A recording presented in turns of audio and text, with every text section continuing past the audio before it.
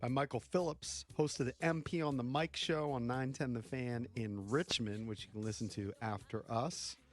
What's up, Michael? Hey, how you guys doing? I can't get rid of you, huh? The radio bug has got you. It's exactly. We're ready for another season of Commanders. We spent a lot of yesterday's show trying to figure out what happened with the George Mason men's basketball team. We got topics. Yeah, for sure. We try to touch on that. A Yeah, little we bit got too. into that too, right? That's a little weird. All right. So, what were your first impression? I mean, everybody obviously was impressed with the Jaden Daniels drive, but you only completed 2 passes. You don't want to get too ahead of ourselves, but so far so good, I say. Yeah, I think it maybe had less juice than any preseason game I can remember in recent memory, and not just on the Commander side. The Jets didn't play anybody either, so and anything that happened, you say, well, the Jets had their threes in, and it was played at noon, and it came after a joint practice day that was so built up, and it's going to be the same this week in Miami, right? Those joint practices, that's what the coaches put their energy into. That's what they put their planning time into, and then they play a preseason game after it, so it kind of takes a little of the juice out of the game, but man, that Jaden Daniels throw, and I'll throw in the Tressway tackle as well. Two nice moments to remember. Probably about all you could hope for out of something like that. Yeah, I'd say so. I was talking to CJ, who produces some of the radio. Chris Johnson, there, and he was just struck by, and I could sense it through the television, the energy on the sidelines, right? The team had taken on Ron's persona, which was arms folded, disinterested, lifeless, oftentimes. This team is taking on the persona of Quinn and Witt and everybody else. What is your take? Yeah, and you got to throw Kingsbury into that mix, too. He's young. He's energetic. He talks smack with the players at practice. It's a crew that brings high energy, high intensity every day. And it makes me lament what last year was and what a waste it was, because I think we all thought that's what we were getting in Eric Bieniemy, right? I think we all thought EB was going to be that kind of, excited big presence on the sideline, and it just never really happened that way. And, to have a year that's a waste in the NFL is such a slog. So it's good to have the energy back. And, I mean, so many question marks we can get into them, even at wide receiver, where do you have a number 2 wide receiver right now? I don't know if they do. On the offensive line, big question marks, obviously. But I think the joy and the energy is going to carry us a long way this year. We talked about that number 2 receiver thing, Jahan, earlier in the show. Jahan Dotson got more snaps, which was maybe curious, and Dan Quinn said it's competition. Do you think they need to upgrade at wide receiver? Well, I think they're playing a long game, and I just, I hate to throw cold water on this before it starts, but everybody's, Jaden Daniels, he's the man, and there's so much national buzz around him, right? There is right now. You talk to national people, they love Jaden Daniels. This isn't Houston, though. This isn't what the Texans did last year. The Texans last year had a roster that was solid, put a good quarterback on top, put a good defense on top, it took it off to the moon. This is a longer, slower build. And you look at the decisions Adam Peters didn't make this offseason.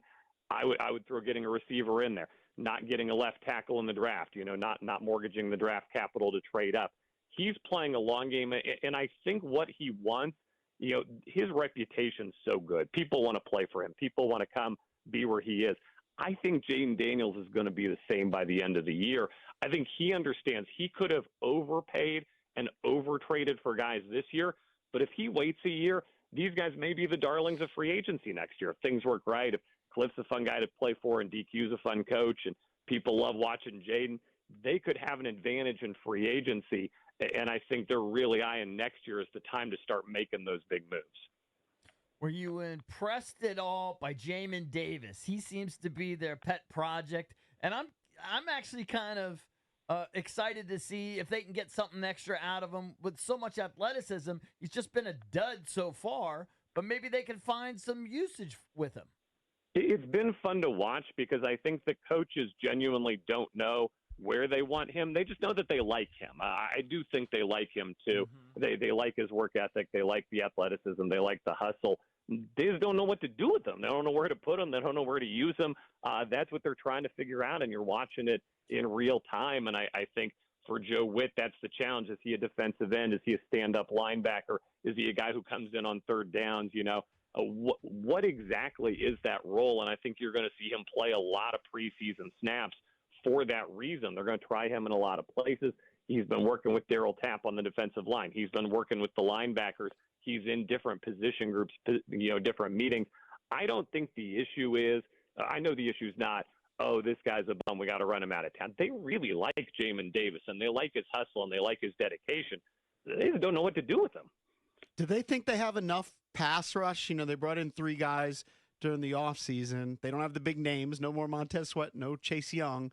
Do they think they'll get the type of production they need this season from the guys they brought in?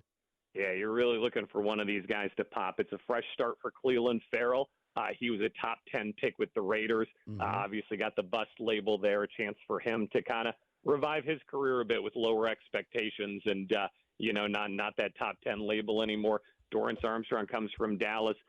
I'm excited about KJ Henry. I really liked watching him late last year with these guys. I thought there was something there.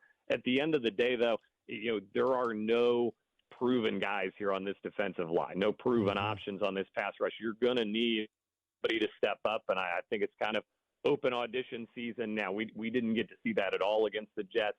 I don't know if we'll get to see it against the Dolphins at all. I'm equally intrigued in the middle. You saw Fedarian Mathis playing a lot of snaps late. That's a second-round draft pick from a couple of years ago, and the message there was very clearly, we're not sure what to do with him, and we love Johnny Newton, and John Ridgway's certainly been a contributor recently. So I think in the middle there's some exciting roster battles to play out as well here. So getting back to the offense, specifically the offensive line, you possibly could have a rookie left tackle with Brandon Coleman. I know he's banged up now, but he could possibly be your starter. You got a rookie quarterback, obviously. You got a new coordinator. And then you brought in some new offensive linemen, Allegretti and the guy from Dallas. So you've got possibly 3 new linemen, a rookie quarterback, rookie left tackle, rookie quarterback. Does that concern you at all? Yes, it concerns me enormously. Thank you for asking.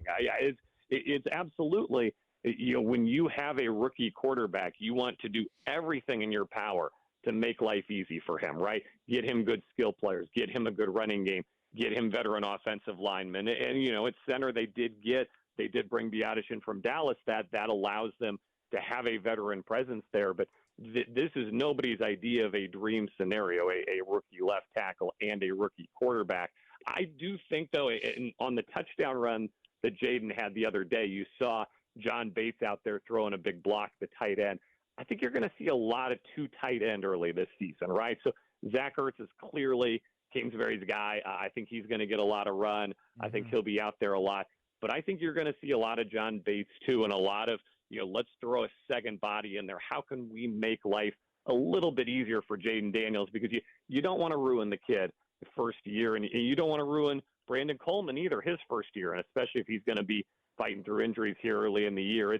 It's a tenuous formula, right? Too many young people. I think we'll see a lot of 2 tight end. I think we'll see a lot of big bodies in there, kind of maybe trying to make up for that a little bit. What about Sinnott? I mean, you don't mention him. He looks like a potential star. I mean, what can he not do? Man, I was waiting for Luke McCaffrey to flash. Sinnott's the guy who flashed. You nailed it. Yeah, some very nice catches over the middle. And, my concern with Zach Ertz is not can he do the things. Obviously, he can do the things. He's been in the NFL forever. But how much gas is left in that tank? Can he go 17 games? And to have somebody like Sinnott waiting behind him, I think is going to be a nice luxury for these guys. What are you hearing on some of the guys who didn't play last week against Miami? Specifically, Brandon Coleman and is Wagner going to play? How do we know that some of these veterans? We want to see some of the veterans, certainly, even though we don't really need to, but I'd like to see them in this new defense. Yeah, I think you're going to be waiting another week. I think caution's going to rule the day here, especially with the trip to Miami. Right. Going to be a hot practice down there in Miami, the joint practices. Dan Quinn said they're going to work out today with pads in Ashburn here in about half an hour. Anybody who doesn't practice today, probably isn't going to play for the rest of the week. I get the sense caution's going to rule the day here. Now, that said, we've only got the 3 preseason games. One of the things that always confused me about Ron was after that 3rd preseason game, he just kind of shut it down for like 3 weeks until the season started. that's good practice time, and that's going to be valuable time for them. So I think there's going to be time for them to get together and to gel. I think it's going to be behind closed doors. You mentioned the national media drooling over Jaden Daniels. Some of the national media members are predicting them to be the Houston Texans of this season, right? Predicting a playoff run. We had Matt Verderam on the show from Sports Illustrated, and he said that, are they all getting ahead of their skis, or do you think it is possible that this 4-win team from a year ago could make that big of a jump? Statistically speaking, somebody does it every year. I'm not going to be the one to predict these guys to do it. I can't go that far. I just see too many holes here. I see too many young guys. I see too many question marks. I mean, Emmanuel Forbes is probably going to have to be out on the field pretty regularly, and he didn't look great there in that preseason game, right? I just got too many big question marks to say this team could make that kind of leap. I mean, heck, the kicker, they keep missing kicks every time you look. Those are the little things that make the difference, right, between a 7-win team and a 9-win team. I don't think they're there. I don't think they have the details right. I do think, though, depending on how Chicago goes, because I think Chicago's ready to go and Caleb Williams could jump in and have a great season there. If somehow things don't work out there, I think Jaden Daniels as Rookie of the Year is very much in play and could happen. The more you see of this kid, the more you like him. I just don't know if those results are going to translate to a playoff season, a winning season. I think 7-10, good progress for Jaden Daniels. I'll sign on that dotted line right now. Leave happy. Yeah, I think we all would. Yeah, I think we all would. I just think, kind of jumping forward, the first 6 weeks are going to be difficult. Bickle feels differently. He thinks they can win every game. That's not true. But when you send a rookie out on the road in week 1 against Tampa, all right. What's so daunting about Tampa? It's not that they're daunting. It's just it's a road atmosphere, right, against a pretty good defense. And then Giants come back here. The Giants are terrible. They should win that game. But then you got to go on the road again, even though they're not world beaters again. But who are they playing after that? I think they're playing the Cardinals. Right? Then they play Cincinnati. The one I hate there, it's Cincy on Monday night, which they'll lose, obviously, so we'll lose to Joe Burrow. One. That's fine. But then it's the short week where you got to come back from Cincy Monday night, go to Arizona. Because I think we all agree Arizona's a game they could win and maybe even should win, depending on how it looks. Mm-hmm. That's going to be a tough week, though, with the short turnaround. And then you come back home and you got to play 2 of the best teams in the league, certainly best defenses, which is Cleveland and Baltimore. That first 6 weeks are difficult. Baltimore, I'm not assuming anything against Cleveland. First 6 weeks, I think, are just very, very tough. They get through the first 6 weeks. Let's just say they're 3-3, then it could be a really nice year. I think 3-3 is very doable. In fact, I got them at 4-2. I know. See, you got him at 4-2. What do you Michael? Michael, are you willing to give a win total? Or you're just not even willing to do that. I'll give you. I honestly think 2-4 out of that first stretch. I don't like drawing Tampa in the opener on the road. That's a team with cohesion that's going to be ready to go week 1. I do think that we'll be favored against the Giants. I'd love to pick it up in Arizona. I'm scared of that game. I think you get one of the others. I think you're 2-4. Hoping you're showing signs of improvement, and then you start making your hay in the middle portion of the schedule. If you could somehow get to 3-3, I think we're all going to feel really good and be drinking some Kool-Aid. Yeah, that's what I think. All right, I agree. All right, thank you, Michael. Mike. Appreciate it, buddy. Take care, guys. All right, I'd take 3-3. I'll take it. I think we're capable of more. There's never a scenario where I'm scared of an Arizona Cardinals team. I think they're definitely I'm not capable. saying you should be scared of anybody. And I've said all along, starting even before the draft, that they could be a team that sneaks up on people because teams do it every year. And I like what they've done. That said, I'm also open to the possibility that they could start off 1-5. Happens. We've seen it a million times. Well, it always happens here. And there are a ton of questions. We went through some of them with Michael during this interview. We don't know if they're going to be able to rush the passer. We don't know. They had the worst defense in the league last year. The assumption is Dan Quinn, defensive guy, a lot of hype on Joe Witt. They're going to turn this defense around. They were dead last. And it's not like they brought in some stud pass rushers. They brought in guys, okay, he's familiar with Armstrong and Fowler, and maybe they hope Farrell will have a turnaround. But I think there's a good possibility that they struggle to get to the passer. Now, I do think the linebackers, huge upgrade. Huge upgrade. Huge upgrade there.